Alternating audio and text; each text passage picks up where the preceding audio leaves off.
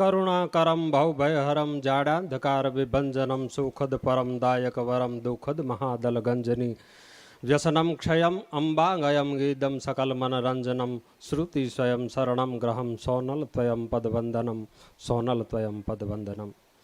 પ્રથમ પાટોત્સવ નિમિત્તે અમારા પરમ સાધુ એટલે સદગુરુ ભગવાન પૂજ્ય બાપુ આઈમાને નેહડે પધાર્યા અમારા ઓહો ભાગ છે. અને એના કરતાં બળભાગ એ છે કે સતગુરુ ભગવાન જેને આપણે જગતગુરુ કહીએ એવા પરમ વંદ્ય સતવા બાબા પધાર્યા એ પણ અમારા બળભાગ્ય છે. અને અમારું મુગટ એટલે મઢડા અને પૂજ્ય ગિરીસાપા પધાર્યા, બેનબા રેખાબેન માતાજી પધાર્યા, એટલે ખૂબ રાજીપો અનુભવું છું. બાપુ સૌ પ્રથમ હનુમાનજી મહારાજ અને રામનું મિલન થયું એટલે હનુમાનજી મહારાજને જોતા વેત ભગવાન રામ લક્ષ્મણને કહે છે કે મેં આવું બોલનારો વ્યક્તિ ક્યારેય જોયો નથી. જયભાઈ પધારો, આવો.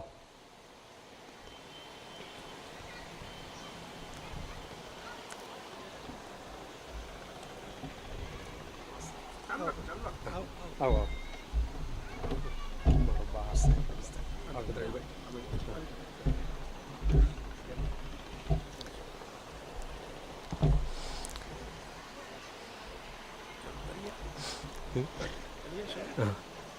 એટલે કહે છે કે આવું બોલનારું તત્વ મેં નથી જોયું.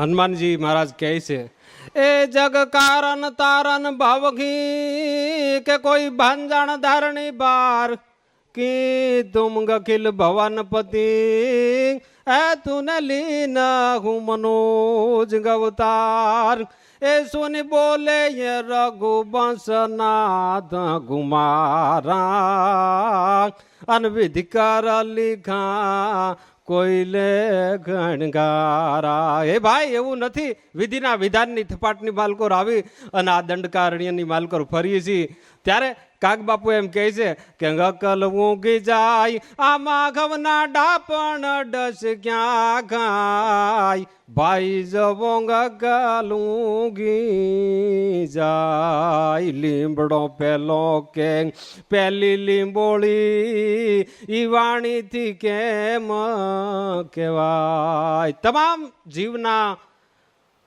મૂળમાં તો એક પરમ તત્વ હોય જ તે, પણ એને શોધવું ને એ કોઈ જગદંબાની પરમ સાધુની કૃપા. મેં હમણાં 20 દિવસ પહેલાં બાપુને અમે બેઠા, બાપુને મેં કહ્યું હતું કે તુલસીદાસજી એમ કીધું કે રા શબ્દ લઈ લ્યો એટલે મારા માટે બધું નકામું થાય. એમ મોસે પતિત ગપંગકુ તુમ પત રાખો રામ. એમ કાગબાપુએ કહ્યું કે માં શબ્દ લઈ લ્યો એટલે બધા આખર એક જતા ને કરોડો અક્ષર કામના મોઢે બોલું માં ત્યાં કોઠે ટાઢક કાગડા. પણ મારા પરિવાર માટે બાપુ સાધુ શબ્દ લઈ લ્યો ને એટલે બધું પૂરું થઈ જાય. એટલે અમારા મૂળમાં પરમ સાધુના આશીર્વાદ છે ને એ બાપુએ પરંપરા કાયમને માટે જાળવી રાખી એટલે ખૂબ રાજીપો અનુભવું છું. છેવટે તો આપણે સૌએ શબ્દોમાં જ બોલવાનું રહ્યું. સારું લગાડો કે ખરાબ લગાડો પણ શબ્દોમાં જ બોલવાનું. એટલે આ દુનિયાની માલકોર જો સારું બોલાય કવિ કે તે એનથી રૂડું કાંઈ નથી. અમારે બાબુ રાણપુરા લખે શબદ ગામ ને શબદ ખોરડા શબદ ખેત રા ખડે શબદ સુગંધી શેણ સોણ લે શબદ પંડ ગણે શબદ સણગે શબદ ફણગે શબદ રાહડે રમે અને શબદ ઢોલીએ ઢળે શબદ ગઢીકા ડંકા બજિયાંગ અને બંક શબદ રણજડે શબદ ગઢીકા ડંકા બજિયા અને બંક શબદ રણજડે શબદ ગામ ને શબદ ખોરડા શબદ ખેત રા ખડે. એટલે શબ્દના માહોલની માલકોર આજે નેહડાની માલકોર અમારે જયભાઈ અને સૌ પધાર્યા છે. ભદ્રા કાકા એટલે ખૂબ રાજીપો થાય. જયભાઈ માટે કહેવું હોય ને તો બાપુ ગોંડલની ધરતીને ધન્ય છે કે જેણે ભગવત ગોમંડળ આપ્યું, પણ શબ્દ ભંડોળ ગોંડલની ધરતીએ આપણને આપ્યું. આના જેવડો કોઈ શબ્દ ભંડોળ નથી. એટલે ખૂબ રાજીપો થાય. અને ભદ્રાયુ કાકા માટે તો કાંઈ કહી ન શકાય, કારણ મારા પરિવારના વડીલ જેવું કામ એનું છે. અને ખેતસીભાઈ જે દીવાની માલકોર ભગવાન બ્રહ્માના વંશજો બ્રાહ્મણોએ દિવેલ પૂર્યો હોય ને ભગવાન શંકરના અંશ સાધુએ દિવેલ પૂર્યો હોય ને એ દીવો ભગવાન વિષ્ણુનો હોય. એટલે પૂજ્ય બાપુએ ને ભદ્રાયુ કાકાએ મારા દીવામાં દિવેલ પૂરવાનું જે કામ કર્યું ને એ ઋણ ક્યારેય હું ન ચૂકવી શકું. એટલે ખૂબ કૃપા છે. સોનબાઈ માની કૃપા ઉતરી. આઈમાના પહેલેથી એવા વિચારો કે મારા નેહડાની માલકોર પૂજ્ય બાપુ પધારે એમ સાથે સાથે આ બધા સાહિત્યકારો અને સંતો ભક્તો પધારે અને જગતગુરુ ભગવાન પધારે, આનાથી મોટો તો રાજીપો કયો હોય. એટલે ખૂબ રાજીપો વ્યક્ત કરું. જય સિયારામ.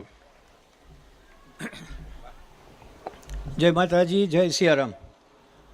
થોડીક ક્ષણ આપણને એવું લાગ્યું કે કાગ બાપુનો અવાજ અહીં ક્યાંક પડઘાઈ રહ્યો છે, અને એ જ વારસો લઈને નનકુભાઈ આ સ્થાનકને સમર્પિત થયેલા છે. પૂજ્ય મીણબાઈ માના ચરણોમાં વંદન કરું છું. આ મંચ પર